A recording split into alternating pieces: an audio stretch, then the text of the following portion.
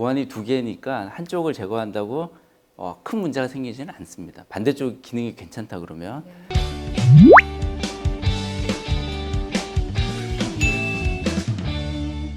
네, 안녕하세요. 건강톡톡 오늘도 가영 김가영입니다. 자, 오늘은 고환암에 대해서 알아보는 시간 가져보도록 할게요. 이제 3주 동안 보셔서 익숙하시죠? 네, 비뇨의학과 정창욱 교수님 모셨습니다. 잠깐! 최신 의학 정보 놓치지 않으려면 구독하고 가영! 교수님 안녕하세요. 네, 안녕하세요. 네, 반갑습니다. 자, 교수님, 고환암이라는 것은 저도 사실 처음 접하는데 어떤 질환인가요? 아무래도 고환은 남자한테밖에 없으니까 네. 잘 모르실 수밖에 없을 것 같고요. 남자의 고환에 생긴 악성 종양이 고환암입니다. 악성 종양. 네. 그래서 남성 암 중에 1% 정도 차지하고요. 젊은 나이에 호발합니다. 그래서 20대에 가장 많이 생기고 15세에서 35세 사이에 생기는 악성 종양 중에 가장 흔한 암이 고환암입니다. 요즘은 이제 영상 검사, 그다음에 암 지표작, 그다음에 수술의 발달과 더불어서 이제 고환암은 항암 치료가 잘 되는 암이거든요. 그래서 다른 암에 비해서 치료도 잘 되고 예후가 좋은 편입니다. 네, 교수님 그런데 청소년들과 또 젊은 층에서 많이 나타난다고 하니까 노령층에서 암이 많이 생기는 경우와는 좀 많이 다른 것 같아요. 네. 어떤 증상들이 생기나요? 네. 고환암도 다른 암과 마찬가지로 초기에는 증상이 없습니다. 그러니까 이게 통증이나 이런 증상이 없고요. 천천히 커지는 혹덩어리. 그러니까 이제 고환이 점점 커지는 거죠. 하지만 이제 한 10% 정도에서는 이제 빨리 자라면서 출혈이 된다든지 좀 급성 통증이 생긴다든지 이런 경우들이 있어서 고환염, 그러니까 염증, 고환염과 구분이 잘 안 되는 경우도 가끔 있을 수 있습니다. 그리고 고환암이 조금 진행하는 경우에는 이제 복부나 서해부 쪽에 통증이 조금 생긴다든지 약간 묵직한 느낌 이런 게 조금 있을 수 있죠. 그렇구나. 지금 만약에 들으시는 분들이 이런 증상이 있다라고 하면 한번 의심해 볼 필요가 있겠네요. 네. 네. 그리고 또 발병하는 원인에 대해서도 궁금해지는데 인터넷상에 보면 잦은 자위 행위가 좀 발병률을 높인다 이런 이야기가 있더라고요. 이런 건 또 사실일까요? 그럴 리가 있겠습니까? 아닌가요? 도대체 이런 것들은 작가님 어디에서 가져오시는 건가요? 네. 고환암이 발생하는 주 원인은 잠복 고환이나 가족력 등이 있을 수 있고요. 잠복 고환이라는 거는 태생기 때 태어날 때 고환이 제자리로, 그러니까 음낭 안에 자리 잡지 못하고 내려오는 길에 걸려 있거나 복강 속에 있는 경우를 잠복 고환이라고 부르거든요. 그런 경우에 고환암이 생기는 가능성이 일반인에 비해서 한 20배 정도까지 올라갑니다. 근데 어릴 때 고환 고정술이라고 이거를 이제 음낭에 위치를 시켜주는 수술을 받게 되는데요. 그렇게 수술을 해주더라도 고환암 발생을 크게 줄여주지는 못합니다. 대신에 복강 안에 있는 경우에는 이게 점점 커져도 본인이 알기가 어렵잖아요. 근데 이제 음낭 안에 있으면 이제 커졌을 때 쉽게 발견을 하고 검사를 할 수 있기 때문에 조기 진단이 가능한 거죠. 또 이뿐만 아니라 볼거리, 이제 볼거리를 앓고 나면 부고환에 이제 염증이 생기는 경우들이 생기거든요. 그러면 고환 자체가 위축성 고환염으로 염증이 이제 만성 염증이 생깁니다. 그런 이제 볼거리 자체가 암을 유발한다기보다 그런 이제 만성 염증으로 인해서 고환암이 생기는 가능성도 한 뭐 15배 정도까지 올라가는 걸로 알려져 있습니다. 네. 또 아무래도 청소년식에 나타나는 암이다 보니까 자가 진단이 중요할 것 같거든요. 우선 그 자가 진단은 이제 사춘기 이후 때부터는 매달 한 번씩 이제 해보는 게 좋고요. 보통 이제 목욕을 하거나 샤워를 하고 난 이후에 좀 이완된 상태에서 이렇게 양쪽 고환을 이렇게 촉지를 해보는 게 필요합니다. 그리고 중요한 거는 반대쪽에 비해서 크기가 커지는지, 그리고 이게 한두 번 이렇게 봤을 때 크기가 계속 커지는지, 이게 이제 중요한 증상 중에 하나가 되겠습니다. 네. 또 임신 테스트기로도 고환암을 진단할 수 있는 방법이 있다고 하는데 이게 실제로 고환암 진단에 많이 사용이 되나요? 물론 그런 경우가 있을 수는 있습니다. 네. 근데 이제 흔히 사용되는 방법은 아니고요. 아까 말씀드린 그 고환암의 종양 지표자 중에 하나가 그 이제 임신했을 때 태반에서 생성해내는 그 호르몬과 같은 종류의 그 호르몬이 이게 종양 지표자로 사용이 됩니다.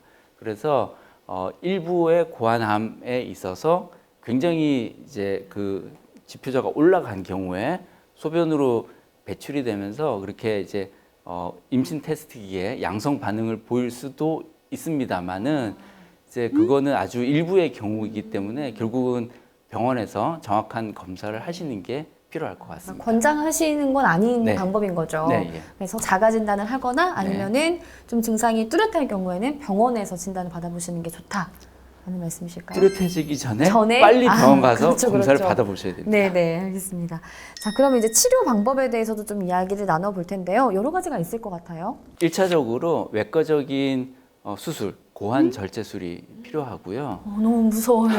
네. 이야기만 들어도 너무 무서운데. 그렇게 하면 이제 그 전이가 없는 경우는 그것만으로 일단 완치가 되거든요. 근데 이제 고환이 두 개니까 한쪽을 제거한다고 큰 문제가 생기지는 않습니다. 반대쪽 기능이 괜찮다 그러면. 그리고 이제 전이가 있는 경우, 보통 전이가 많이 되는 부위가 후복막 임파절, 그다음에 폐, 이런 쪽으로 이제 전이가 많이 생기거든요. 그래서 후복막 임파절에만 전이가 있는 경우 또는 전이가 있어서 항암 치료한 이후에 후복막 임파절이 커져서 남아 있는 경우, 이런 경우에는 후복막 임파절 절제술이라는 또 수술이 필요하기도 합니다. 그거는 이제 신장 동맥, 정맥에서부터 대동맥, 대정맥 사이에 있는 임파절을 싹 다 제거하는 굉장히 큰 수술이거든요. 그래서 뭐 수술 시간도 굉장히 길고 합병증도 긴 수술인데 최근 서울대학교 병원에서는 대부분 다 로봇 수술로 그 수술을 진행을 함으로써 합병증도 많이 줄이고 입원 기간도 많이 줄이고 있습니다. 그리고 그 처음에도 잠깐 말씀드렸지만 항암 치료, 방사선 치료가 비교적 잘 듣는 이제 암이기 때문에 전이가 있는 경우에 이제 항암 치료를 일반적으로 하게 되고요. 전체적으로는 생존율이 한 95% 정도. 그리고 전이가 있는 경우도 치료만 잘 하면 한 70% 정도는 완치가 됩니다. 그래서 비교적 치료만 열심히 하면 치료가 잘 되는 암이기 때문에 적극적인 검사와 치료가 필요할 것 같습니다. 또 젊은 층에서 좀 발생하는 암이다 보니까 사실 이 질문을 안 드릴 수가 없을 것 같아요. 치료 후에 불임이 될 가능성이 있나요? 높나요? 우선 그 한쪽 고환을 제거하는 것만으로 불임이 될 가능성이 이렇게 많지는 않은데요.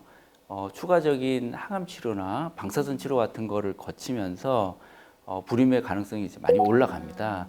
그래서 고환 절제술 받기 전, 그러니까 어떤 그 치료를 받기 전 상태가 가입력이 가장 좋은 때거든요. 그래서 치료를 시작하기 전에 필요하면 이제 정자은행에 정자를 보관하는 절차가 필요합니다. 그럼 교수님, 이것도 많이 궁금하실 것 같아요. 좀 미리미리 어떤 장치나 아니면 어떤 습관들을 통해서 좀 예방할 수 있는 방법들이 있을까요? 그 아까도 말씀드린 것처럼 볼거리에 의해서 위축성 고환염이 생기면 발생 빈도가 올라가기 때문에 볼거리에 대한 예방 접종이나 뭐 그런 그 볼거리가 유행할 때는 좀 주의하는 게 필요할 것 같고요.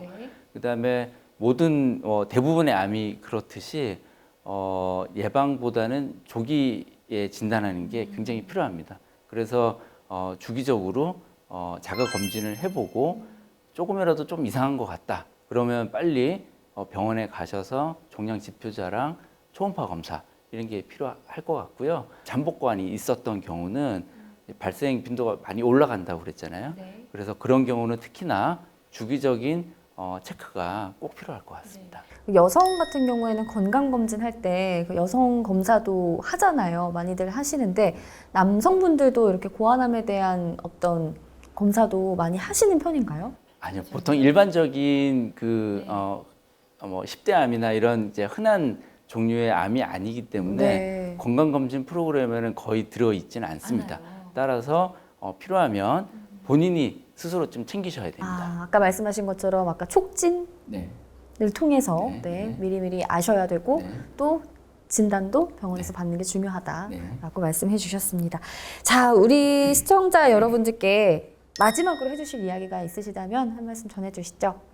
아무래도 이제 고환암은 젊은 층에서 많이 생기다 보니까 건강에 자신이 있다든지 건강에 대한 이제 걱정을 별로 안 하고 있다가 갑자기 이제 고환이 좀 커지면서 증상이 생기면 좀 당황할 수도 있고 이제 고환암이나 이런 거에 대한 지식이 없으면 이제 고환염이나 뭐 이런 잘못된 진단으로 제때 진단을 못하고 치료 시기를 놓치는 경우들이 있거든요. 그래서 조금이라도 좀 의심이 되는 상황이다. 그러면 꼭 전문의의 검사와 진단이 필요할 것 같습니다. 그래서 너무 부끄러워하지 마시고 비뇨의학과 오셔가지고 검사를 꼭 받아보시길 권유드립니다. 네, 비뇨의학과를 찾는 게 젊은 분들은 조금 부끄러울 수도 있을 것 같아요. 근데 이제 우리 선생님의 모습을 보고서는 편하게 형 이러면서 이제 찾아오지 않을까라는 생각을 한번 해봅니다. 네, 여러분 부끄러워하지 마시고 만약에 좀 의심이 된다 하면 바로바로 병원 오셔서 진단 받으시기 바라겠습니다. 자, 이 생소한 암이라도 증상을 잘 이해하고 또 미리 검진을 받으면 건강하게 회복될 수 있다는 점 다시 한번 알아보는 시간이 됐던 것 같고요. 교수님 감사드립니다. 네, 네. 감사합니다. 자, 바쁘다고 안 가고 놓친 건강검진 여러분 꼭 다시 한번 기억하셔서 받으시길 바라면서요. 저는 여기서 인사드리도록 하겠습니다. 그럼 저 이제 그만 가요.